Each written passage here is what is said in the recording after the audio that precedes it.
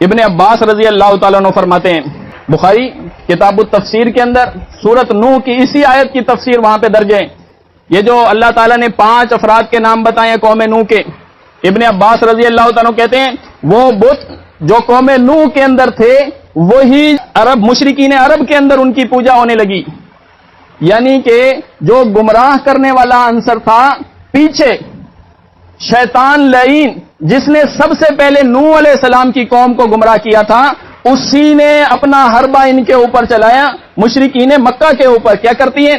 وہ بت جو قوم نوح کے اندر پوجے جا رہے تھے، وہ 5 شخصیات جو قوم نوح پوج رہی تھی، وہی 5 شخصیات مشرکین عرب نے پوجے۔ کیوں جی؟ ود کون ہے؟ سوا کون ہے؟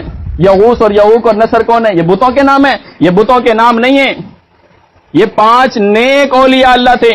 یہی بخاری کے اندر درج ہے، نوح علیہ السلام کے نیک 5 لوگ جب انہوں نے وفات پائی تو شیطان ان کے پاس آیا، اس قوم کے دلوں کے اندر یہ بات ڈالی اور ان کو یہ بتلا دیا کہ جہاں وہ بیٹھا کرتے تھے، وہ 5 افراد جہاں بیٹھا کرتے تھے وہاں پر ان کے بت نصب کر دیے، ان کے ناموں کے ساتھ انہوں نے القابات لگانے شروع کر دیے، ان کے نام ابلیس نے رکھوا دیے۔ چنانچہ ان لوگوں نے ایسا ہی کیا، لیکن اس کی عبادت انہوں نے نہیں کی، یہاں تک کہ جب وہ لوگ مر گئے ان کا علم جاتا رہا، پھر اس کے بعد ان کی عبادت شروع ہو گئی۔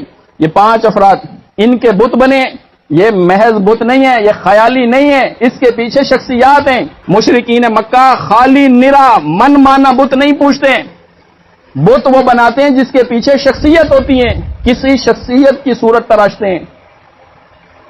انہوں نے تو صورت تراشی ہے، انہوں نے قبر تلاش کی ہے، قبر تلاش کی ہے۔ کہاں ہے جناب فلاں کی قبر؟ داتا کی قبر کہاں ہے جی؟ لاہور میں۔ غوث کی قبر کہاں ہے جی؟ بغداد میں۔